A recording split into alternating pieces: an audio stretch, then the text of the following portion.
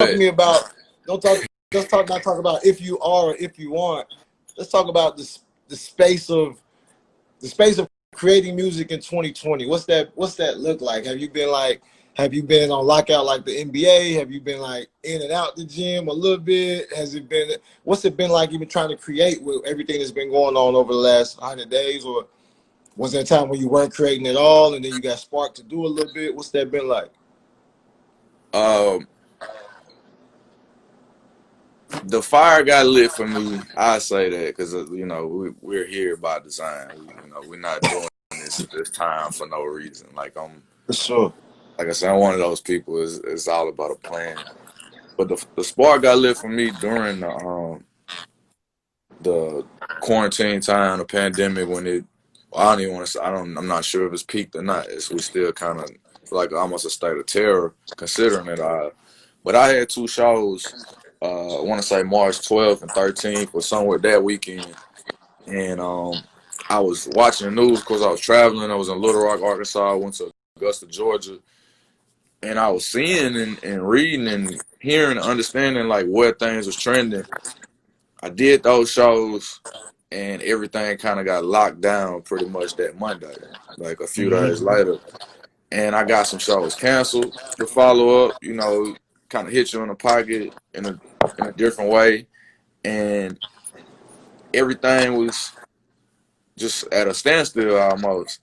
And sitting still like that, I think was it wasn't the worst thing in the world. I got to spend 24 hours at a time with my daughter, and that was a plus. That was a cool thing, the benefit of it. But also it gave me a chance and time to reflect, on the journey. Like I said, embracing your own journey. And I think that's when the fire got lit because this time out, this hiatus for me wasn't that calculated, but at the time, my daughter's almost 2. At the time, I just kind of decided I didn't want to miss anything. I definitely didn't want to miss it in the name of rap or being a rapper because, I've been doing that. Like, it's not much that I haven't done, And thankfully, I had enough of a cushion or the way my thing is set up is like I'm not a slave to it, it's not a or else kind of thing. Like just Sure. the way you position your hustle or whatever.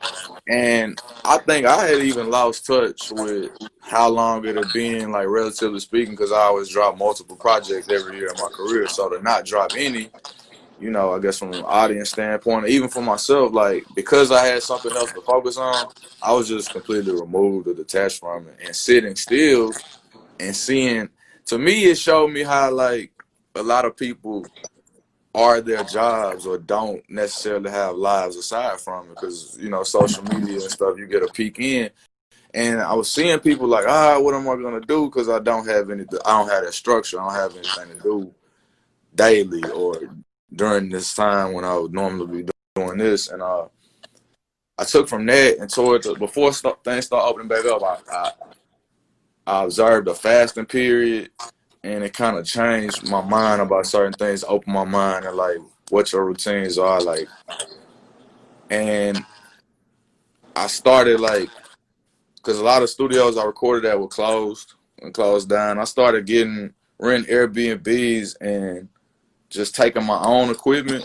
Like when I got the urge to start back recording, like I said, in that downtime, it's like, well, I'm gonna take this and I'm gonna work because I don't have to go clock in anywhere, so it don't require, office corporate setting. That's what I allow for myself. I'm like, okay, it's shut down, but this don't really affect me. I could work harder than I would have when everything was open, during this downtime.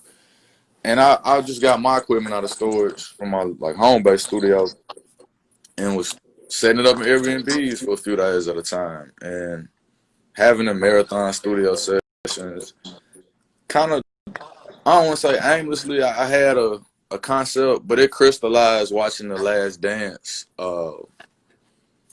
series, Michael Jordan or the Bulls championship. That saved the pandemic for me, man. It was so I was low key Indian style in front of the TV, man. Yeah. For sure, for sure. Like week to week, that was something to look forward to. But also, that was like inspirational as far as like just on some subtle things, things you already knew from. Well, for me growing up, I saw a lot of that stuff real time. You know, it definitely marked timeline pinpoints in my childhood. I always been like a sports nut. So, and then it was like the behind the scenes stuff you wouldn't have known, personality, like It was like if certain. Mike had Instagram. I feel like they gave Mike Instagram for 5, 6, For, 7 weeks. for sure, for sure. Like some to that effect, but in a retrospective kind of way, you know, Exactly. like because nobody would have seen that stuff. Like we had inside stuff like that. So they had a weekly show in 30 minutes talking about everything from that world, where we get it directly from players and kind of know what they think, feel, how they react to stuff. But even the peek into the why he stepped away, I guess that was the part that spoke to me, or like kind of pushed me back in a direction of like wanting to do this, like understanding, giving more insight, more depth to why he stepped away and when and how he came back to it.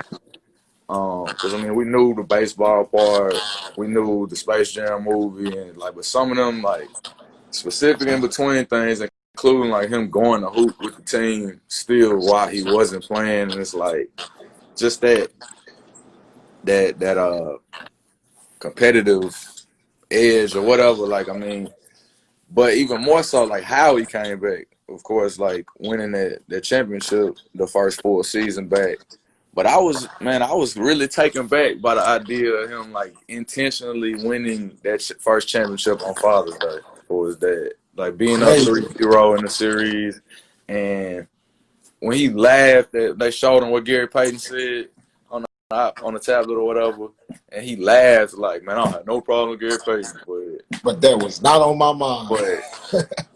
And he pretty much admitted to throwing those two games. You know, I don't know. First of all, I opened my mind and like, man, people be throwing games. Like, like I kind of confirmed the intuition I had about not just being fixed at large, but the possibility that somebody could like just not give it all they got and affect the outcome or whatever, especially the best player on the court.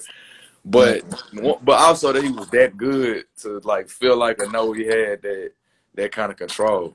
Like, man, I'm gonna flip the switch on and off when I want to, and I have my own agendas, and okay, game 6 is on Father's Day. Well, that's when we gonna bring this home, kind of thing. Like that was like a jaw dropping moment, and also like a epiphany moment of like Sure. I don't wanna put it out there that far, but I was like, oh, okay, that's when we gonna pop back out there. Like that's what we doing, Mike. Thanks for that kind of thing. So Super informational. I had my fit laid out, man. Last question before we dive into some questions from the audience. I know they probably got a couple, man. We talked a little earlier about navigating today's project, man. I had a chance to navigating today's industry. I had a chance to run into you, I think it was last week, and the first thing I told you was like, man, trap album bumping. I got a partner Wink out in LA. Me and Big Raj are always in tune. You know what I mean? We just able to talk about kind of hometown music as it relates to some of the stuff that's floating around nationally or commercially, so to speak, man. And the running consensus is one, trap snapping. But for me, I'm kind of more impressed with like just the progression of him as an artist, the visuals, the interviews, right? So talk to me a little bit about just how you talked about evolving earlier. So how you've evolved to navigate the music industry from like the label perspective, the helping of other artists, and then, you know, how you try to drop your tidbits in and what's going on. yeah, Trapper Mandel, he got it. He just got like to me musically. Otherwise, just kind of got that it factor. Like it's innate. It's not something like obviously like we on the same team. Like I'm biased and partial in that regard. But aside from me being involved or whatever level of involvement I got, like you said, musically, like this new project he just dropped, no features. I don't even know if it's a chorus on there. Like it's just him and raw, rawest form. Like and that's that's kind of hard to like bottle up, you know. And to me, it's something easy to endorse or get behind because I feel like it's true to what it is, you know. West Nashville's own, and like coming from where we come from, like I've always wanted to help or share whatever with. That's always been a part of it. That was part of my vision. Is like I feel like I'll survive long in this game with a team.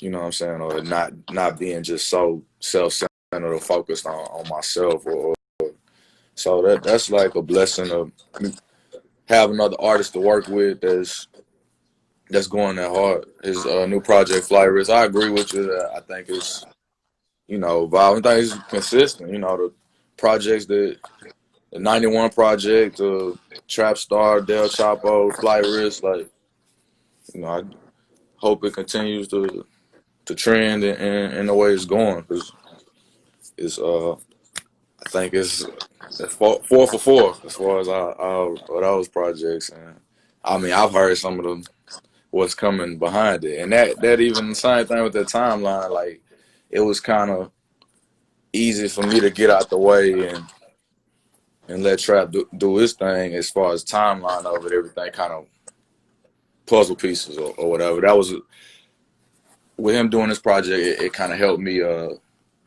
structure my timeline for like what I was trying to do as well. 'Cause, I mean, we actually work pretty close. Sit in some of his sessions, he sit in some of mine, and we Is collaborate a lot. We got a collaborative album. So.